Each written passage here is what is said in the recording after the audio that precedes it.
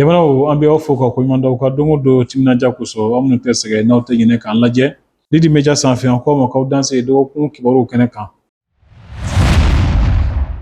Bi kibaru kumaba la i b'a ye k'a fɔ ko Kuremale sira la dɔgɔkun kɔnɔ mobili dɔw jenna yen nɔ jatigɛwalekɛlaw fɛ a tiɲɛni bonyana kosɛbɛ mɔgɔ kɔni ni ma to a ko la. Saga sugu fana jatew minɛna k'a fɔ ko saga sɔngɔ ka gɛlɛn sisan kosɛbɛ Seliba ɲɛkɔrɔla in na. I b'a ye k'a fɔ ko lakanabaliya yɛrɛ fana kama dɔw ma se ka taa u ka dugu la ka taa Seliba kiri nɔ i n'a fɔ u deli ka kɛ cogo min na. An bɛna laseli dɔw sɔrɔ o ko kan ka fara ɲina hiji fana kibaruw kan minnu bɛ sera nin waati la Makan jamana kɔnɔ. Lemanaw an bɛ aw fo ko kura ko aw danse dɔgɔkun kibaruw kɛnɛ kan. An y'a fɔ ten jatigɛwalekɛlaw b'a la ka mɔgɔfaga binganiw ta ka ɲɛsin an ka bolimafɛnw ma kosɛbɛ Bamakɔ siraw kan. Sira la u ye mobili caman jeni yen nɔ. Nin dɔgɔkun in kɔnɔ u ye mobili dɔw fana jeni Kuremale sira la. Mɔgɔ ta mobili dɔw b'a la ani kɛnyɛrɛye mobili dɔw n'o ye véhicule personnel ye. Caman kɔni jenina u n'u kɔnɔfɛnw. A dusumakasa bonyana kosɛbɛ mobilitigiw fɛ sabula mobili sotaramatigiw y'a jira k'a fɔ ko nin tiɲɛni bonyana olu kun kosɛbɛ wa ko u dusuma kasalen don. An ye sira dɔ ta a ko kan an k'o lamɛn ni kumakanw na. U ye an ka mobili tan saba de jenina. Vraiment kɛra dugu min yɛrɛ la kɛra dugu min yɛrɛ kɔnɔ o ye Jisumabugu de ye. N'i ye Faraba pont tigɛ dɔrɔn n'i kun na Jisumabugu kan u ye nin baarawale warajugu de kɛ yen nɔ. Vraiment kɔni kɛra tɔɔrɔya koba ye ka kunsi anw kan. Parce que transporteur bɛ yɔrɔ min na bi chauffeur bɛ yɔrɔ min na u ni degunnen don an ni tɔɔrɔlen don. N'a fɔra k'a fɔ ko an ka paquetiw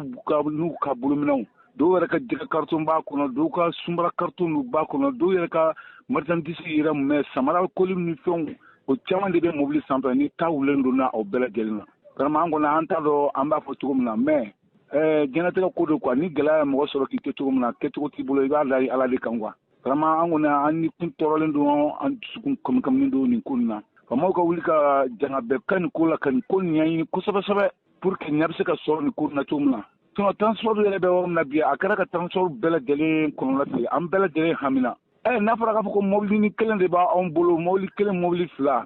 tasuma de bɛ ka don u la. Bon maɲumatɔ kɛ ka juru ta ka mobili dilan ka baara kɛ n'o ye bon tasuma bɛ don o la ni tuguna tan kun t'a la nin t'a la i maa min ma bɔ vraiment chef a kɛra kɔnɔnafili ni dusukasiko yɛrɛ an bolo. Mais a kɛra cogo cogo an bɛ an dama kisi jamana autorités de ye u kɔfɛ u ka wuli nin tɛ jamana autorités ye nin ye bɛɛ lajɛlen de kun passager wo population wo bɛɛ lajɛlen ka wuli k'i hamina da nin ko nin kan nin ko nin bɛ se ka dan cogo min na. Ne yɛrɛ bɛ yɔrɔ min na bi taa kun bɛ ne yɛrɛ dusukun na hali ye marifa di ne ma bi ne bɛ wuli nin ko la hali ni min de bɛ kɛ an bɛɛ lajɛlen gɔnko de nin ye. Vraiment ni an ma wuli ka wuli na jamana yɛrɛ ka bɛɛ ka wuli ka lɔ jamana autorité nin kun kɔrɔ an ka fɛɛrɛ ɲini ko nin na ko dama tɛmɛra dɔ kɛra Keyoroba wolo ni mobili 11 bi fɛnɛ kunu fɛnɛ Jisumabugu la mobili 17 an kɔni tiɲɛ yɛrɛ n yɛrɛ y'a siri la ma n y'a bɛɛ lajɛlen ye. Nin t'an fɛrɛ fɔ ka baara nin na nin m'an tɔ courage wɛrɛ de don an na nin bɛ puissance wɛrɛ de don an na parce que ko de don nin dabɔra min kama pour que ka se ka an na décourager pour que ka an ni an ka jamana population na wuli ka an ni faamaw bila ɲɔgɔn na o sira de nin ye ni bɛɛ y'a faamuya cogo min na ne y'a faamu cogo min na ne bɛɛ kɔni y'a faamuya tan vraiment nin bɛ courage de don an n'an ka baara kɔnɔ n'an bɛ ban de n'o tɛ nin kɔni tɛ courage bɔ an na ne o ne ka Bamakɔ kɔnɔ yan nɔ Seliba ɲɛkɔrɔla in na saga fana sɔngɔ ka gɛlɛn kosɛbɛ. Saga hakɛ yɛrɛ fana nata Bamakɔ yan nɔ i n'a fɔ sandaw a ma se o hakɛ ma. I b'a ye k'a fɔ camanba bɔra a hakɛ la ka sababu kɛ jatigɛwalikɛlaw kɔni ye walejugu minnu ta ka ɲɛsin mobiliw ma mobili minnu bɛ na Bamakɔ yan nɔ ni sagaw ye.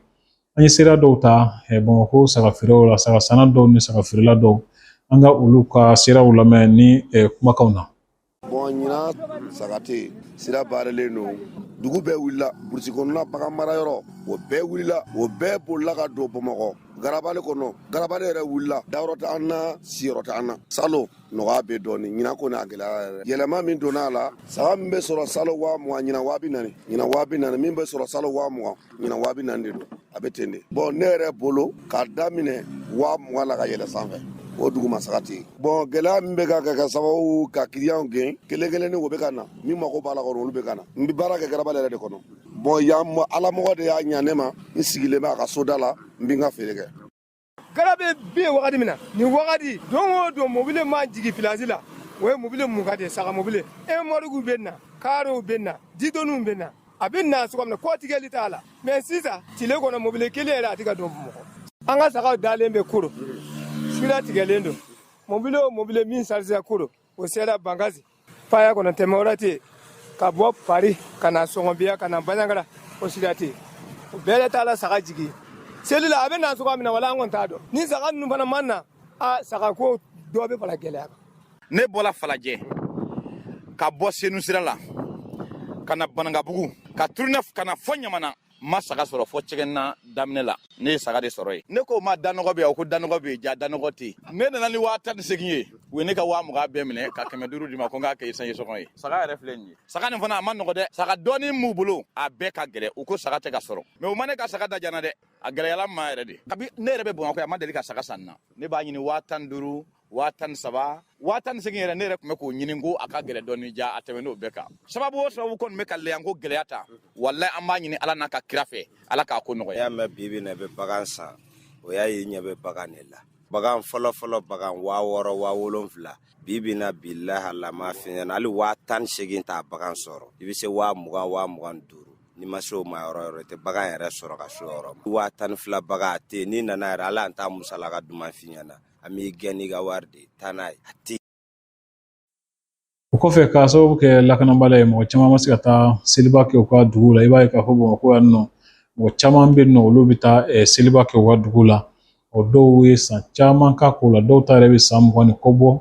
nka ɲina olu ma se ka taa k'a sababu kɛ sira ni jamana yɛrɛ bɛ lahala min na sisan u y'a kanu ka seli kɛ yan nɔ o n'a ta bɛɛ dɔw kɔni sera ka a wajibiya ka taa u ka dugu la ka taa seli kɛ yen nɔ minnu ma se ka taa an y'o dɔw ka seerew sɔrɔ an k'olu lamɛn kumakanw na. Ne ye Lolonika de ye donc depuis 2003 ne ma deli ka seli kɛ Bamakɔ yan donc san 23 ne ma deli ka seliba kɛ Bamakɔ yan depuis que n cɛ ka nana ma don fo ka na muso furu ka na denw sɔrɔ an kɔrɔkɛ fana bɛ yan donc seli o seli an bɛɛ de bɛ taga an n'an ka denbaya an n'an ka muso n'an denw an bɛɛ de bɛ taga Loloni ka taga seli kɛ yen donc bɛɛ yɛrɛ b'a dɔn k'a fɔ wagati laban ninnu na gɛlɛya donnen don sécurité ra surtout sira ninnu kan an b'a dɔn k'a fɔ ko an ka faamaw bɛ baara la dɛ mais bɛɛ b'a dɔn k'a fɔ ko terroriste ninnu fana kɔni complices de b'o bolo e yɛrɛ b'a ye chaque fois o bɛ acte kɛ yɔrɔ la sɔrɔdasiw tɛ yɔrɔ min na o wagati la i m'a faamuya donc o situation bɛ cogoya min na an y'a ye wagati laban ninnu na attaque caman kɛra siraw kan donc o hukumu kɔnɔna na bon depuis Loloni attaque yɛrɛ kɛra novembre tɛmɛlen an ka village yɛrɛ an ka so denmisɛnninw caman bɛ anw fɛ yan Bamakɔ yan donc situation bɛ cogoya min na ka tila k'a fɔ anw yɛrɛ ka taga an ka denmisɛnninw ka taga olu mun fana nalen don yan k'o bɛɛ cɛ ka taga ni situation kɔnɔna na donc a ma nɔgɔ quoi donc o de y'a to an ye réunion kɛ donc réunion kɛlen donc an kumana ɲɔgɔn fɛ téléphone ni fɛnw na finalement conclusion kɛra min ye vraiment an y'a décider n ko vraiment an bɛ ɲinata kɛ yan quoi san 23 kɔfɛ an bɛna ɲinata kɛ yan an bɛ dugawu kɛ vraiment hali bisa Ala ka an ka faamaw ni an bɛɛ lajɛlen Ala ka an fanga se terroriste ninnu na vraiment hali bisa an bɛ dugawu de kɛ vraiment Ala ka an fanga se terroriste ninnu na an bɛ dugawu kɛ ni basigi nana n'Ala sɔnna ma san natɔ la an bɛna taga sinon ɲinata kɔni vraiment n'Ala sɔnna ma kɔni tagali tɛna kɛ ɲina n'Ala sɔnna ma an bɛna ɲinata kɛ yan vraiment an bɛ dugawu kɛ terroriste ninnu ka ɲakata sera an ɲɔgɔn adamaden fɛn o fɛn ma vraiment an bɛ dugawu kɛ mun tanyana vraiment an bɛ dugawu kɛ Ala ka dali badabada nɔgɔya yɛrɛ ya mun banana vraiment an bɛ dugawu kɛ vraiment Ala ka kɛnɛya d'o ma cɛnni kɛra minnu kun vraiment an bɛ dugawu kɛ ka Ala deli vraiment Ala ka fɛn nɔgɔya ye min barika bɛ min na ka tɛmɛ fɛn cɛnlenw kan. Salo ni ɲinan donc an tɛ ka taa insécurité ko kan a n'a musaka ko voilà parce que depuis san bɛ daminɛ an bɛ a labɛn ka bila depuis seli tɔ ye kalo 6 kalo 8 an b'a musaka labɛn donc mais ɲinan insécurité ani salo insécurité bɛ gɛlɛya bɛ fɛn bɛɛ prix yɛlɛra donc an y'a essayer ka a bɔ a ma an b'a kɛ siɲɛ kelen donc an bɛna mun kɛ dépense ye an bɛ dɔɔnin fara ɲɔgɔn kan an b'o ci somɔgɔw ma u ka an sama dugawu la quoi voilà o de la an tɛ ka taa tugun parce que fɛn bɛɛ ka gɛlɛn donc insécurité fana ka bon kosɛbɛ. ɲinan heji fana baaraw bɛ sen na i b'a ye k'a fɔ ko Medine baaraw bɛɛ lajɛlen tɛmɛna ka ɲɛ nin waati la Magan baaraw bɛ sen na ni o ye heji yɛrɛ sunba kɔrɔlan ye jirala k'a fɔ ko baaraw bɛɛ lajɛlen tɛmɛcogo ka ɲi i n'a fɔ maison de haji ɲɛmɔgɔba Abdul Fatah Sise ale yɛrɛ min ye heji tagalaw ka tamakulu ɲɛmɔgɔba ye a ye min fɔ an ye nin kumakanw na an k'olu lamɛn. Bi alhamdulillah an bɛ Maka bi o ye tile 5 dɔrɔn de tora an bolo yanni an ka taa Mina an bɛ se k'a fɔ bi na alhamdulillah an y'an ka Medine sigi bɛɛ kɛ an ye semaine kelen dɔgɔkun kelen ka taa fo tile 8 kɛ Médine an y'a daminɛ depuis le 2 mai min tɛmɛna ka taa fo le 19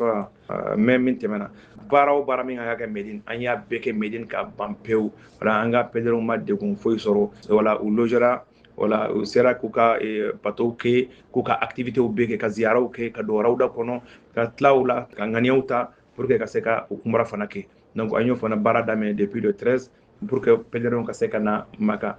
ni nana Maka i bɛ fɔlɔ ka umra de kɛ donc umra fana alhamdulillah an bɛ se k'a fɔ ko bibi na kɛmɛ sara la 99 bɛ Maka sɔrɔ u y'u ka umra kɛ u sigilen don u b'u ka bateau kɛ yanni Mina tagali cɛ donc alhamdulillah u sera Maka fana alhamdulillah an bɛ se k'a fɔ ko vraiment bɛɛ logera wala dumuni fana tɛ dɛsɛ foyi tɛ an ka pèlerins dɛsɛ an bɛ se ka min fɔ ka fara nin kan dɔrɔn an ka Médine sigi la an ka cɛkɔrɔba Jɛkɛlija Bamba ala y'a kalifa minɛ na ale nana basi foyi t'a la mais tile 3 kɔfɛ Médine a banana an taara n'a ye dɔgɔtɔrɔso la a ye tile 3 kɛ dɔgɔtɔrɔso la ala y'a ka kalifa minɛ na donc an bɛ ala deli ala ka hinɛ la ka dayɔrɔ sɔma ka yafa k'a ma o kɔfɛ alhamdulillah an bɛ se k'a fɔ ko basi man ka hijiden foyi sɔrɔ wala hijiden fana a kɛmɛ sara la comme n y'a fɔ n ka kuma daminɛ na u bɛɛ ye Maka sɔrɔ u y'u ka umra kɛ u bɛ u ka bateau kɛ wala u logelen don u bɛ dumuni ma dɛsɛ foyi ma dɛsɛ alhamdulillah hali an ye gɛlɛya fitinin min sɔrɔ privé dɔ kun na o ye hôtel minnu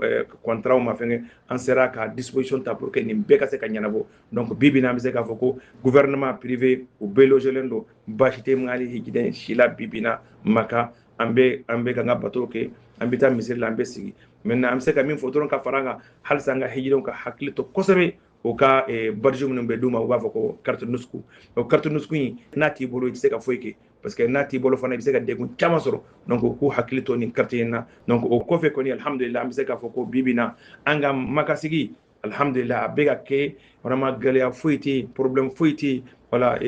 alhamdulillah an ka docteurs fana bɛ yen u bɛ yan bɛɛ kama u bɛ maliyɛn hijidenw bɛɛ kama voilà an ka infirmerie yɛrɛ bɛ an ka hôtel yɛrɛ ba kɔnɔ niveau dɔ bɛ yen voilà u bɛ o yɔrɔ la fura fana bɛ yen an ka hijidenw bɛ mɔgɔ bɛ fura minnu na u bɛɛ bɛ yan voilà o quantité fana alhamdulillah an bɛ se k'a fɔ ko quantité a bɛ se k'an ka sigi bɛɛ gouverner la sɔnna inshallah voilà hali an ka privé minnu bɛ yen minnu mɔgɔ bɛ fura la minnu mɔgɔ bɛ dɛmɛ na minnu bɛ min a bɛ fɔ min ma ko assistance u bɛ yan o kama ka Mali hijiden bɛɛ kɔlɔsi kɛnɛya kunna ambulance fana b'an bolo an ka ambulance in vraiment alhamdulillah o ye Mali ka ambulance ye a bɛ yan wala Mali tɔgɔ la donc alhamdulillah a kɛra an bolo dɛmɛba ye parce que an ye lahalaya minnu sɔrɔ minnu ye bana min kan ka évacuer ambulance sera k'a bɛɛ kɛ donc vraiment an ma taa ambulance ɲini yɔrɔ wɛrɛ la an ka ambulance b'an bolo an ka hijidenw lafiyalen don alhamdulillah an bɛ se ka min fɔ nin na halisa an bɛ sinsin pour que vraiment dɔ ka fara nin bɛɛ kan foyi kana bɔ a la voilà an bɛ se ka min fɔ ka fara nin fana kɛ voilà alhamdulillah les 12 ka taa fo les 15 an ka ambassadeur ba min bɛ Maka yan ale fana nana hijidenw lajɛ gouvernement ka hijidenw ani privé u bɛɛ lajɛlen a ye dumuni kɛ an ka hôtel yɛrɛ la ka sigi an ka hôtel yɛrɛ la an bɛɛ kun bɛ ɲɔgɔn fɛ tile 3 ɲɔgɔn fɛ ka bɔ fana ka taa an ka hijidenw minnu bɛ agence la ka taa u lajɛ u bɛ lahala min na u bɛ cogoya min na wala k'u fɔ k'u wali ɲɔgɔn dɔn ka duwawu k'u ye ka duwawu fana ɲini ye jamana ye donc vraiment o ye ambassadeur son excellence Ibrahim Dahiru Dambele ala ani ka consul général min bɛ Maka yan donc o ye Sharif Hamidou Ba donc u fila u ye tile 3 sigi kɛ Médine alhamdulillah an bɛ se k'a fɔ ko vraiment a Médine sigi fo ka taa nɔgɔya vraiment an ma basi foyi sɔrɔ n'a bɔra an ye min fɔ k'a fɔ ko an ka hijiden kelen bɛ ala y'a ka kalifa. O kɔfɛ hijikɛla caman y'a jira k'a fɔ ko baaraw tɛmɛcogo ka ɲi ko labɛnw sabatilen don kosɛbɛ wa ko jiginnayɔrɔ man ca ko labɛn njɛkulu la an k'olu dɔw ka seeraw fana lamɛn nin kumakanw na. Mamadou Diallo Bamakɔ depuis an bɔra Bamakɔ ka na se biba an ma foyi ye di hɛrɛ tɛ an lafiyalen don lafiya dan n'o ya ta ye walahi bon an b'a ɲini Alahu taala fɛ ala ka ɲuman segin an bɔra Bamakɔ cogoya min na ala ka ɲuman segin ka taa Bamakɔ ten ala k'an ka hijiw jaabi. Amin ya rabbi. Wallahi nisɔndiya dɔrɔn don kabini an bɔra Bamakɔ ka na se Médine fo ka na se Maka yan vraiment an ɲɛ b'a la baara bɛɛ taacogo ka ɲi a ɲɛfɔra an cogo min na an ɲɛ b'a la a bɛɛ bɛ ka kɛ ten de tuma lankolon ma fɔ an ye vraiment nisɔn ka di ni baaraw ye alisa an bɛ dugawu de kɛ ala ka baara tɔ cima ko ɲuman jira surtout dugawu minnu bɛ kɛra bi yɛrɛ dugawu mun kɛra jamana ye y'an hakili sigi an dalen b'a la ko ala k'a minɛ ala k'a minɛ ala k'a minɛ ala ka aw yɛrɛ minɛ kunnafoni ala k'aw sara ni hɛrɛ ala k'aw sara ni hɛrɛ ka baara nɔgɔya bolo alhamdulilayi baasi foyi t'an na yan nɔ k'a daminɛ depuis Médine an ye baaraw bɛɛ lajɛlen kɛ fɛn fɛn kan ka kɛ Médine an y'a bɛɛ lajɛlen kɛ ka na se fo Maka ma yan nɔ alhamdulilayi an y'o fana baara an b'u kan fo ka taga se n'ala sɔnna ma sɔɔni an bɛna an kunda Mina Muzdalifa Arafa baaraw olu fana kan an b'a jigiya k'a fɔ o fana bɛ ɲɛ n'ala sɔnna ma adamaden baara don a si dafalen tɛ ka caman kɛra fɛn fɛn bɛ se ka kɛ walasa halisa Mali jidenw ka bila lafiya kɔnɔna la je pense que o baaraw kan ka sabati min ji ɲɛmɔgɔw bolo n bɔra Segu ne tɔgɔ Bamusa Kulibali a baara bɛɛ ɲɛna a fɔko bɛɛ ɲɛna a kɛko bɛɛ ɲɛna an bonya dɔrɔn ko baara in bɛɛ de ɲɛna an bɛ foli kɛ u bɛɛ lajɛlen an ka cadreur jamana an bɛ foli kɛ nka an bɛ ɲinini de kɛ an ka jamana ye ala k'a kolo suma ala k'a ba suma ala ka maninfinw ni dogo ni tɔɔrɔ jugu ninnu na ciba yɛrɛ kosɔn sallallahu alaihi wasallam n bɔra Keɲeba alhamdulilayi baasi foyi ma mɔgɔ sɔrɔ mɔgɔ bɛ lafiya la bon mɔgɔ kɔni alhamdulilayi bi ka fɛn bɛɛ ɲa bɛ fɔ ka mɔgɔ ye a dun bɛɛ bɛ faamuya kan bon vraiment nin y'a ɲuman de ye hali bi ne kɔni bɛ dugawu k'aw ye hali bi ala k'aw sara ala ka an garijɛgɛw feere ala ka labanw ɲa ala ka hiji bɛɛ lajɛlen minɛ sali ala Muhamadu amin ya rabbi ne tɔgɔ Mamadu Dunbiya ne bɔra Bamakɔ kana hakilina ɲuman mɔgɔ tɛ kɛ foyi ye ni jamana tɛ i bɛ bɔ jamana de kɔnɔ i bɛ sigi jamana kɔnɔ an b'a deli ala fɛ jamana ye an ye kuranɛ min kalan an ye fɛn fɛn kɛ ala ka jamana in kolo suma ka jamana segin a sigi kɔrɔ la minnu bɛ k'an bɔ bolo la ala k'a ta fanga d'u ma aw minnu bɛ yen n'aw bɛ ka jama introduire k'a fɛ ala k'a sijan ni kɛnɛya d'aw ma an bɛ min ɲini ala fɛ an dɛn vraiment jamana ka bɔ nɔgɔ la o de a bɛ se ka mun fɔ aw ka somɔgɔw ye Mali la parce que olu b'a fɔ aw bɛ yan kɛnɛya sira la hali baara sira la ayiwa alhamdulilayi rabbil alamina vraiment an bɛ yan a mana kɛ cogo o cogo kɛnɛya bɛ yen bana bɛ yen mais an bɛ gouvernement min bolo alhamdulilayi rabbil alamina tout va bien ne bɔra Bamakɔ Kalabankura ACI la ayiwa kibaruya jumɛn de bɛ depuis i bɔra Bamakɔ fɔ yan bi a kibaruya kun bɛ yen nɔ vraiment basima si t'an na yan nɔ an ɲuman bɔra Mali la ka se Médine ka bɔ Médine ka na Magan vraiment kɛnɛya sabati tɔɔrɔ si t'an na correspondance yɛrɛ b'an n'an somɔgɔw cɛ chaque fois an bɛ correspondant d'u ma an bɛ lahala min na k'o s'u ma k'a fɔ basima si t'a yan nɔ an kɛnɛman bɔr'u fɛ cogoya min na ka na kɛnɛman bɛ ten an fana bɛ bateau fana kan k'a kɛ ala a ɲinina fɛ cogoya min na ka duwawu don jamana ye ka duwawu don an ka denbaya ye ka duwawu don an limaniya bɛɛ ka duwawu don silamɛ bɛɛ lajɛlen ye ala ka Mali ala k'a basigi ala ka Mali ala k'a basigi ala k'a to a cogoya kɔrɔ la ala k'a to a cogoya ala k'a jugu ala kana jugu s'a ma an b'o duwawu de kɛ su ani tile si yɔrɔ ani dumuni ko bi yɔrɔ ni dumuni ko vraiment problème si t'a la parce que jamana kɔni mɔgɔ 2000 ko gérer to tɛ se ka kɛ komi i b'i ka so an mana dumuni kama an nana ala bato de kama sinon dumuni bɛ bɛɛ ka so mais an nana bato de kama kɔngɔ kɔni t'an na minɛ Lebanon ne bɛ dan sigi bi dɔgɔkun kibaruw la an b'a fɔ ko aw ni ce aw ka don o don timinandiya la ala ka waati wɛrɛ yira an na